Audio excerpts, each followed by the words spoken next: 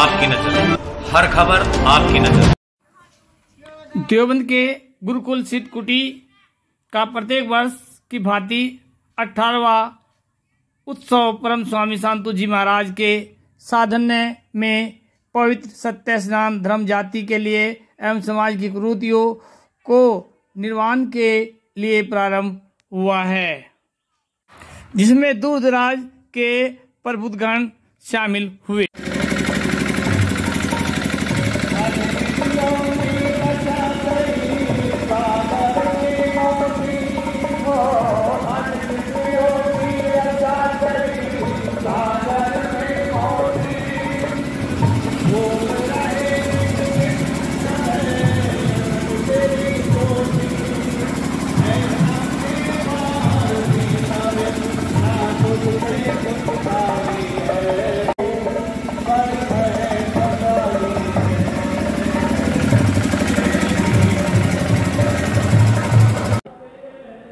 प्रबुद्ध गुरुकुल सिद्धकुटी का 18वां वार्षिक उत्सव है। इस वार्षिक उत्सव में आध्यात्मिक, सामाजिक और शारीरिक उन्नति के लिए विशेष रूप में बल दिया जाता है। इसमें हमारे चारों वर्ण का यानी कि ब्रह्मचारी, गृहस्थ, वानप्रस्थी, सन्यासी सभी वर्ण के उपस्थित होते हैं।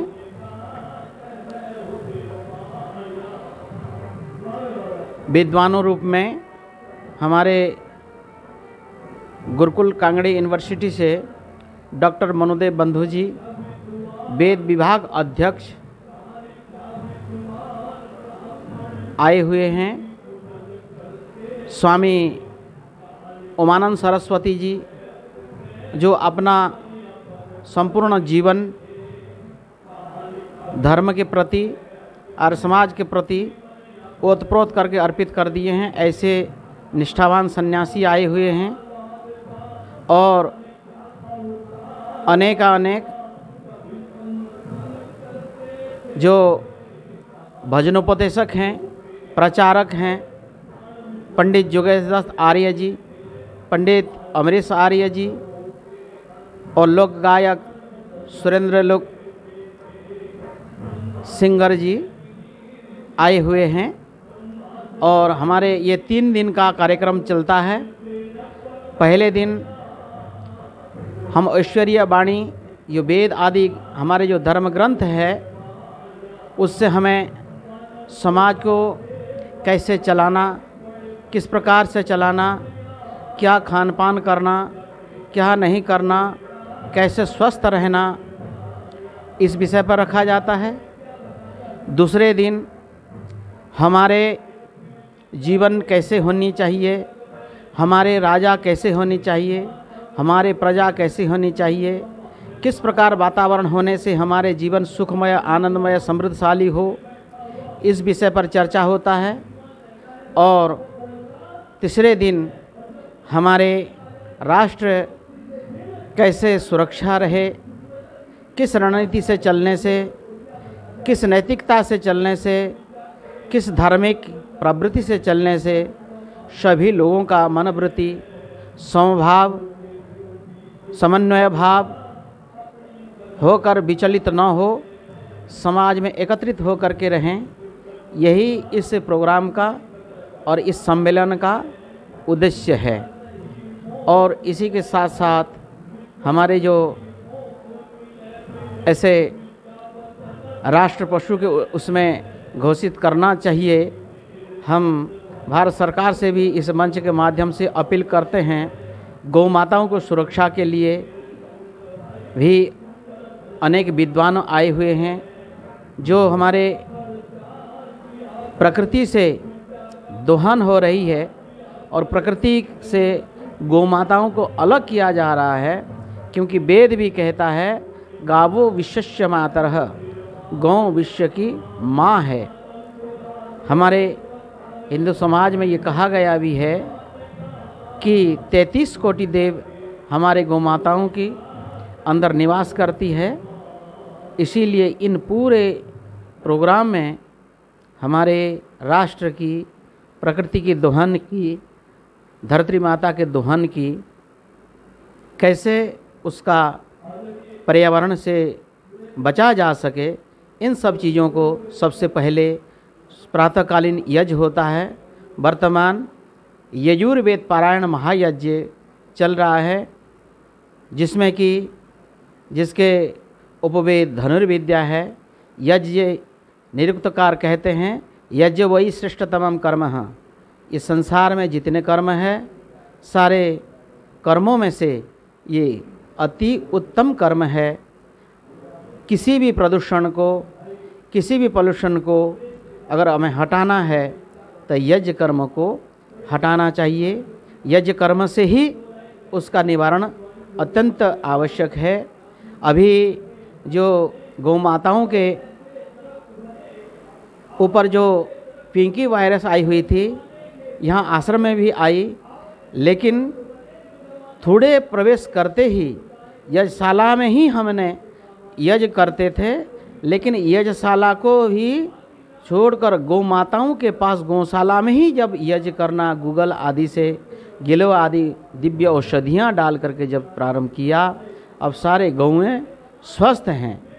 इसीलिए इस यज्ञ को अत्यंत आवश्यक समझ करके सभी लोगों को करना चाहिए। गुण का रंग है काला दिखेगा, बिना काला के सौंदर्य ही आपको नहीं मिलने वाला। रजोगुण गति का प्रतीक है। अगर किसी को गति चाहिए रजोगुणी बनिए, अगर आपको स्थिरता चाहिए तमोगुणी बनिए, अगर आपको श्रेष्ठ परोपकारी धर्मात्मा साधु सन्यासी त्यागी बलिदानी बनना है तो सत्य गुणी बनिए। पर सबसे बड़ी मजबूरी क्या है? सत्य गुण की, रजोगुण की, तमोगुण की, तीनों अकेले अकेले कुछ नहीं कर सकते। ऐसा सांख्य दर्शन में लिखा हुआ है, याद रखिए। सांख्य दर्शन 6 दर्शन है।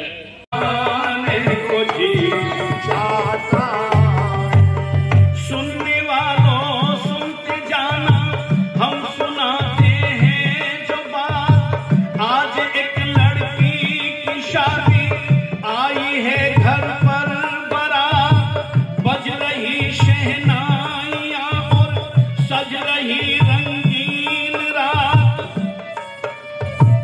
कर्ज का हुआ भार पीले करने में बेटी के हाथ। बाप तो बेटी के कारण बन गया कंगाल है। समधी ने फिर भी कहा थोड़ा रहा धनमाल है।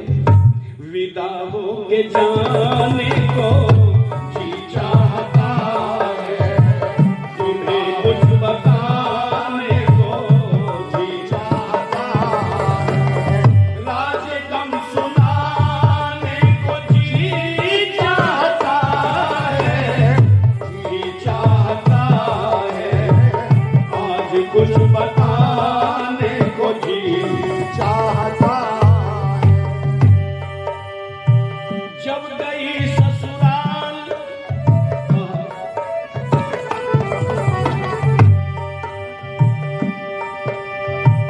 इतना करने पर भी अरमानों की मुरझाई कली। कल तलक जो माँ के और बाबुल के नाजों में पली। छूट गया अंगना भी बाबुल, छूट गई तेरी गली। आज वो डोली पे दुल्हन बन के संग पी के चली। जितनी सखियां साथ थी वो सब ही रोती रह गई। प्रेम की आंसू विदाई पर सभी के बह गई। मिलने मिलाने को जी चाहता है, मिलने मिलाने को जी चाहता। मूर्ति को तोड़, इसे हटा। अब बताइए, जिसके पेट पे लात मारोगे वो क्या चुपचाप बैठेगा? दयानंद जी का जीवन केवल दयानंद जी का नहीं है, वो देश का जीवन है। अरे जिंदगी बचेगी तभी तो मैं कुछ करूंगा।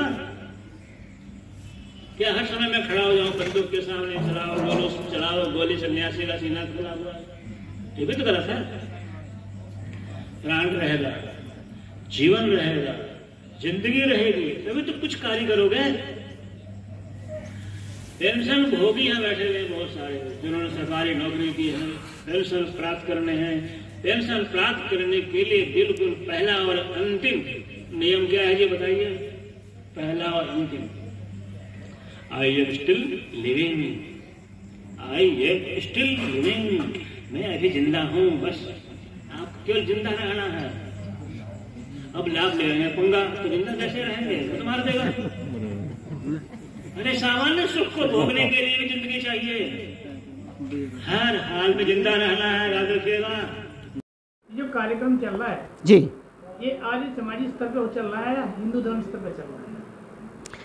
देखिए, हिंदू धर्म का जो धर्म ग्रंथ है, जिसको वेद के नाम से उचारा जाता है, वेद हमारा वेदो अखिलो धर्ममूलम, वो केवल हिंदू केवल नहीं, ये विश्व के लिए ही, ये आर्य समाज का ही नहीं, ये सत्य सनातन वैदिक धर्म सभी प्राणियों के लिए कहता है। वेद में भगवान वो अपना उपदेश करते हैं, धर्मम चर, धर्म आचरण करें। सवाल ये है कि ये कार्यक्रम हिंदू धर्म पे स्तर है या आर्य समाज स्तर पे कार्यक्रम किया जा रहा है? ये हिंदू सत्य सनातन हिंदू धर्म का है ना।